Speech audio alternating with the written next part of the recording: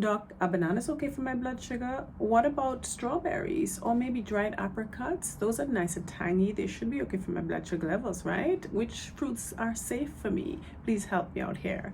Well, I'm going to be talking about fruits today and fruits as they relate to blood sugar, which ones are safe, which ones are not so safe for people who are living with diabetes and trying to keep their diabetes as well controlled as possible.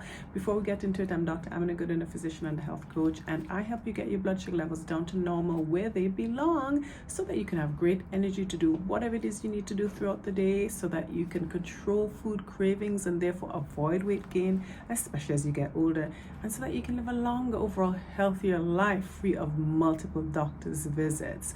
All right, fruits and blood sugar, which ones are good, which ones aren't so good? Fruits are known to be generally very healthy. They are nice and rich in fiber and a lot of nutrients. The variety of colors kind of give us an indication of how nutrient rich fruits are.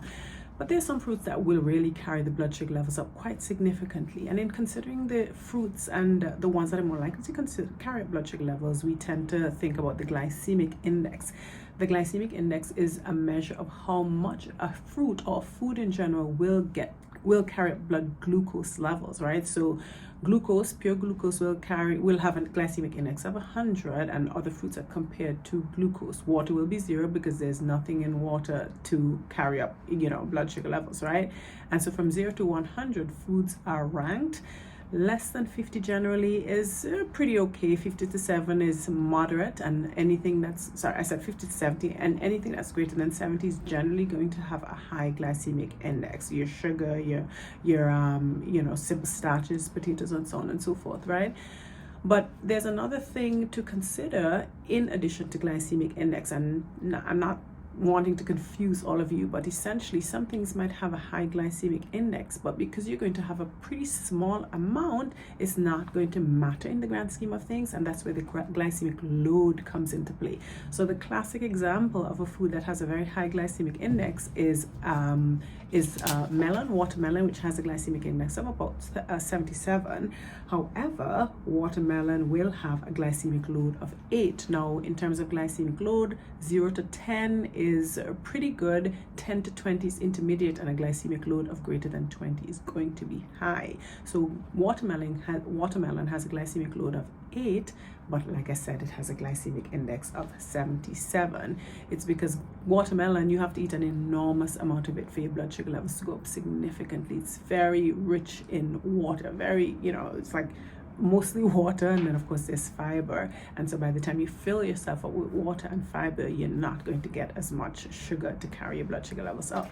But let's get into the fruits that are bad and those that are good quickly. I'm going to go over some of those that are the worst for people with diabetes, and I'm going to give you the numbers for glycemic load just so that you have an idea, okay?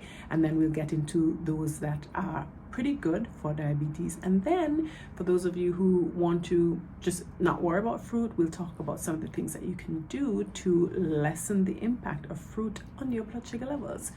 So 5 fruits that maybe not the best for diabetics, right?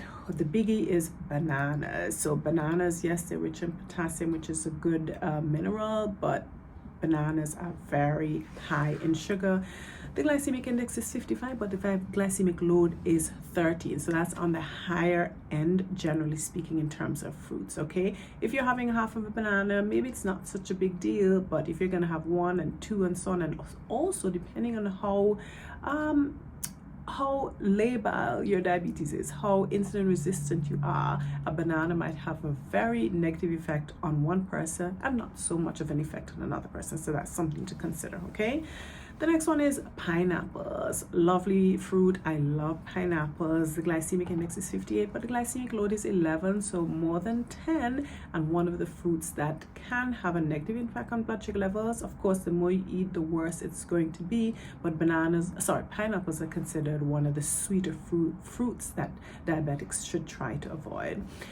Another one is mango. Now, mango, it has a glycemic index of 56 and a glycemic load of only 8, so it's not that high, but regardless of what this number is, from experience, I can tell you that in the mango season in the Caribbean, this is in the summertime, almost all diabetics have uncontrolled blood sugar levels because mangoes are plentiful, they are free, and they are lovely. We love mangoes, and mangoes are one of those that will carry up blood sugar levels in diabetics, and one that should really be watched very closely. Maybe it's because mangoes are so plentiful and we all overdo with mangoes in mango season. That's why the levels are high, but probably in a place like the United States where mangoes are not that plentiful, somebody might have one mango and it might not cause such a problem. So just be aware again of the amount that you're eating. And then the last one, and this is the general group, essentially dried fruits. Dried fruits in general are going to be bad news for diabetes. Dried fruits, all the water is out, so it's much smaller in size. Think about the size of a plum, a fresh plum, compared to the size of a prune, which is a dried plum. You're going to eat 5-6 prunes maybe, compared to maybe 1, maximum 2 plums. So dried fruits are a huge no-no, massive impact on blood sugar levels. Things like raisins. So for example, raisins have a glycemic index of 65 and a glycemic load of 52, sky high. Dried figs, glycemic index of 50, glycemic load of 29, so again more than 20. Dried bananas, glycemic index of 48 and a glycemic load of 42, very, very, very high. And let's not even go and think about dates. Okay, dates also, their glycemic load is going to be greater than 40, very, very sweet. So dried fruits in general are a huge no-no for diabetics. If you're going to be able to control yourself and have one piece, 1 or 2 apricots, right, then maybe, but in general, be very wary of dried fruits. Okay, now what are the fruits that you can have? What are some of the good fruits, the fruits that you don't have to worry about as a diabetic in terms of going up, your blood sugar going up? Well, the first one, I'm going to go through 5, and the first group, berries. Any and every berries. Berries are the diabetic's best friend in terms of fruits. Okay, strawberries, glycemic index, and all these berries, they have glycemic indices of 25, and the glycemic load of strawberries 2, very, very low. Raspberries, glycemic load of 3, very low again. Blueberries 2, blackberries 2.5. So any and every berry a diabetic can enjoy. Okay, and usually you're gonna get satisfied before you overdo it. Okay, as with most good things, right? Second group of fruits that diabetics can enjoy, citrus fruits. Very, very good, high water content, so again they're likely to fill you before you overdo it. Okay, oranges, glycemic index is 42, glycemic load is 5, so nice and low. Mandarins, glycemic index 30, glycemic load of only 4. Tangerines, glycemic load of only 4. And guess what? Grapefruits, guess the glycemic load 0. So grapefruits have a glycemic index of 22, but a glycemic load of 0 is really not going to do anything much to your blood sugar levels. Grapefruits can interact with some medications, so that's the thing about grapefruits to be aware of, medication interactions, but generally a very safe fruit for blood sugar levels, right? So citrus. Third group of fruits that diabetics can enjoy moderately, as with everything, what they call stone fruit. So these are fruits with this sort of stone looking seed in the middle. So apricots, peaches, right? These have a glycemic index of about 34, 35, but the glycemic load is only 4, so similar to citrus fruits. Okay, cherries also, they're small, but they also have that small stone-like seed, glycemic index of 25, glycemic load of only 4. So stone fruits, and the skin of these fruits is also pretty healthy, right? Rich in different nutrients that are very helpful to the intestines, and of course the fiber, not forgetting the fiber. Okay, fourth group of fruits that are relatively good for diabetic blood sugar levels, apples and pears. So these have a glycemic index of about 38, 39, and where pears are concerned, the glycemic load is only 4, and for apples, glycemic load is 6. So still relatively moderate, and nobody's going to eat more than maybe 1, maybe 2 apples and pears at a time, compared of course if you're drinking apple juice or pear juice, which will take several of the fruit to make 1 cup of juice. Okay, so you're not going to really go wrong, especially when you're having these fruits with the skin for the added fiber. Okay, and then the last food I mentioned because I know some of you all are joining me from the tropics, the Caribbean, maybe some people from Africa and so on. Papaya, popular fruit, ripe papaya, or papa, as we might say in Antigua.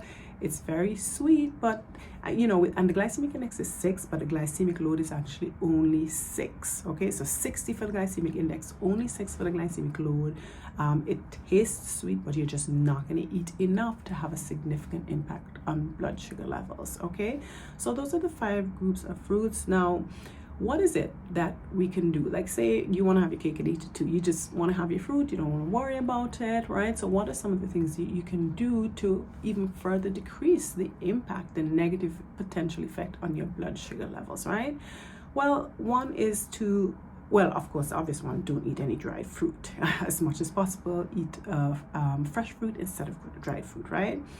The second thing to do is try your best maybe not to have, especially if your diabetes is a bit more on the uncontrolled side and you're really trying your best to get things under control, trying to eradicate or reverse that insulin resistance, right? So you might want to consider having your fruit, whatever fruit you have, having it like a dessert, having it on a full stomach after having a meal with protein, fat, fiber, and so on, right? So the fact that you have it after protein, fat, and so on means that whatever sugar you have in the fruit will be further diluted with those other things in your stomach, and therefore it will be more slowly released into the small intestines and more slowly absorbed across the gut and into the bloodstream. Okay, this is compared to if you have the fruit on an empty stomach. There's not much in there to dilute it and slow down the absorption, and so you might have a higher increase in blood sugar levels, right?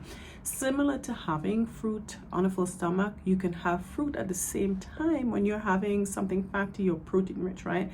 And one of my personal favorites is to have fruit at around the same time or after a handful or 2 of nuts. I love nuts. I like raw nuts, right? I tend to have them mixed, and nuts are very rich in healthy, naturally occurring fats, and also, of course, they are very protein rich. And so if you're having nuts and then your fruit, or with your fruit, it means that you're diluting the sugar you're getting from the fruit with the protein and fat from the nuts. Some people like to enjoy fruit also with nut butters. So a common snack is apple slices with peanut butter.